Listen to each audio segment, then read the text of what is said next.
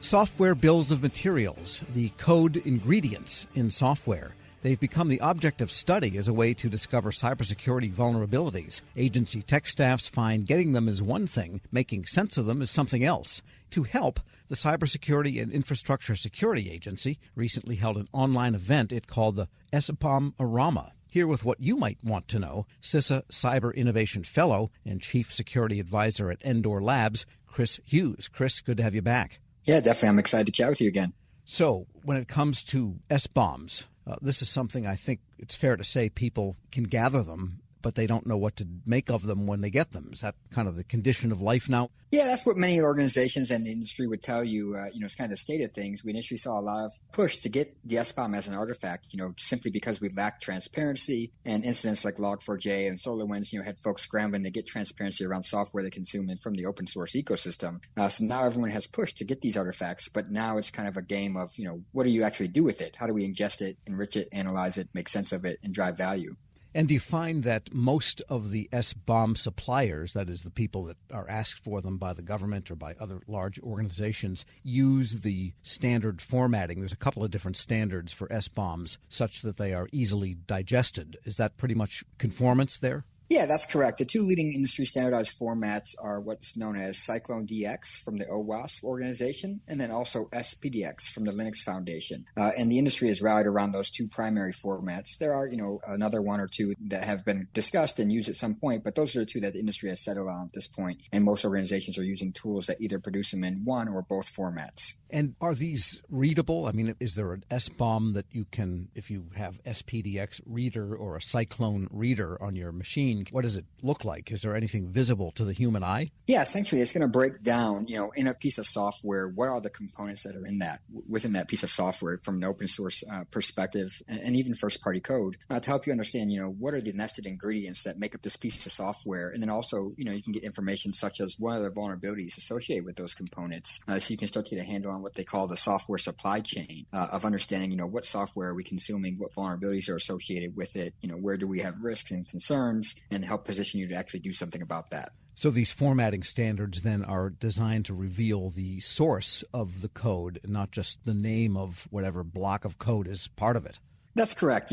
Essentially what we've rallied around so far is the organization known as NTIA, where a lot of the SBOM momentum started within government several years ago, to find what they call as the NTIA minimum elements for an SBOM. And they'll give you various information such as the supplier, the component name, the source, and so on. And people can start to use that to understand, the pedigree provenance of these components, where they came from, what their names are, who supplied them, et cetera, in addition to, vulnerability information as well. Well, then you would need to link that to some other source to know whether the components that you've identified are what you want or not. That is to say, the SBOM will not tell you the vulnerabilities in it. Yeah, well, you can start to identify vulnerabilities in those components, looking at something like the NIST National Vulnerability Database. But you did make a comment about whether you want the components or not. And that's kind of the complexity of the issue here is if you're consuming software from a secondary or third-party, supplier of a product, for example, and they provide an SBOM for said product, it's going to have components in there that you essentially have no say whether you want them or not. They're basically integrated into the product. It now just gives you transparency and visibility of what's underneath the hood of that product in terms of how much of the product is composed of open source software, what vulnerabilities those components have, and so on. It does put you in a position, though, that you weren't previously in, where now you can have a conversation with the supplier to understand,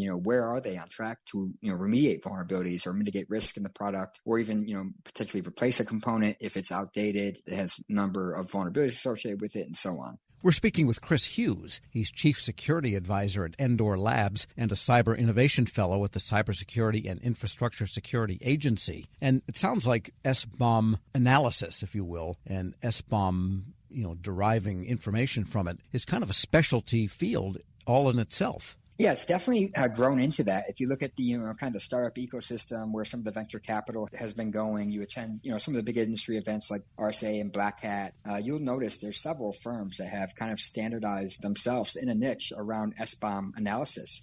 Storing SBOMs, ingesting them from other sources, helping you produce, visibility and reporting around the components and aggregate those SBOMs, to give you kind of a holistic, kind of enterprise risk management perspective around those SBOMs and associated vulnerabilities with them and the suppliers you got them from and things of that nature. And these, it was called the winter SBOM-a-Rama, so I guess that means there's a spring and a fall SBOM-a-Rama from CISA. What happens at those things? They're online, right? Yeah, they are. So this is essentially an opportunity to bring together stakeholders from both government and the private sector on the industry side. And you'll have representation from, the organizations I talked about, like the Linux Foundation and OWASP and others who are leading the SBOM formats and work around SBOM formats. But you'll also have folks from different ISACs and community groups who are using SBOMs for various purposes, whether it's in the financial community or the medical device community or private sector organizations, as well as representatives within government and Department of Defense, who all have an interest essentially in software transparency, software supply chain security, and using SBOMs as a piece of that to mitigate risks. They all come together, talk about the progress they're making, challenges that remain, tertiary issues around things like software identification, that are related to the concept of, software supply chain and SBOM. And it kind of brings the industry together, both on the public and private sector side, to collaborate around that topic. There must be a Reddit group for SBOM somewhere down there.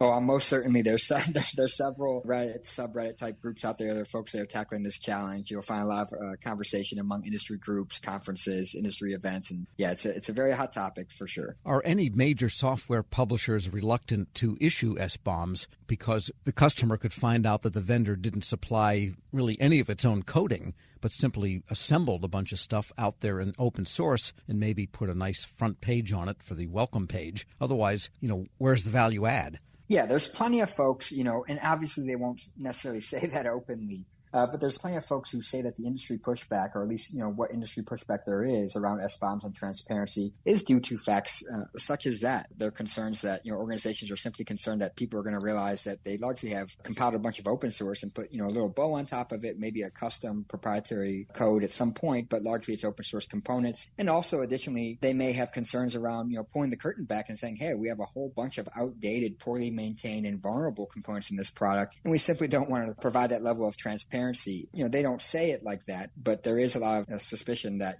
pushback around transparency isn't because of intellectual property concerns or, things that like that, but it's actually, pulling back the curtain and showing that, you didn't largely create this, or it's poorly maintained and poorly secured.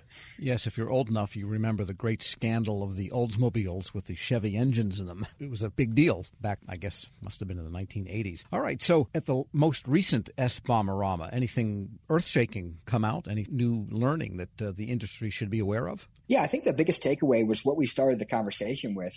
Previous events like this, it was a lot of education around what an SBOM is, or why you even need to have it, or why this is important. And now the conversation has significantly matured, where everyone understands why we should have it, what it is, the purpose it serves, and people are looking at innovative ways to use it in broader, things like cybersecurity, supply chain risk management, or vulnerability management and enterprise risk management, integrating it into those programs, as well as activities like procurement and acquisition, even mergers and acquisitions as well. And we're seeing a lot of innovation and progress within certain communities like the financial sector or the medical device community. We had representation from the Department of Defense. They're using it for various purposes from the resilience perspective, as well as like authorizations of systems that go into production and so on. So there's a lot more maturity around not just what it is, but how to actually use it to provide value and drive, secure outcomes. And by the way, is it SBOM-a-Rama with an A or SBOM-o-Rama? I believe it has an A in it. Now, I hope I'm right, but I'm almost certain it has an A in it. All right. Chris Hughes is Chief Security Advisor at Endor Labs and a Cyber Innovation Fellow at CISA. Thanks so much for joining me. Absolutely. Always happy to join you and have a chat. And we'll post this interview along with a link to more information at federalnewsnetwork.com/Federal Drive. Subscribe to the Federal Drive-O-Rama wherever you get your podcasts. Leadership today, especially within the federal workforce, is being tested more than ever before. As the Cybersecurity and Infrastructure Security Agency's Chief People Officer, Elizabeth Comstetter sees a focus on people as absolutely crucial to her leadership style. Comstetter joined Shane Canfield, WEPA CEO, to reflect on her years of experience leading in the federal human capital space. Hello, and welcome to the Lessons in Leadership podcast. I'm your host, Shane Canfield, CEO of WEPA. Today I'm joined by Dr. Elizabeth Comstetter, Chief People Officer at the Cybersecurity and Infrastructure Security Agency. Elizabeth, welcome. Thank you. Great to be here. In your current position at CISA, one of your responsibilities is ensuring a people-first culture. Explain what that is, and what's the role of leadership in creating and shaping that culture? Yes, at CISA, really paramount to our culture is a people-first driven aspect, so that we are really looking at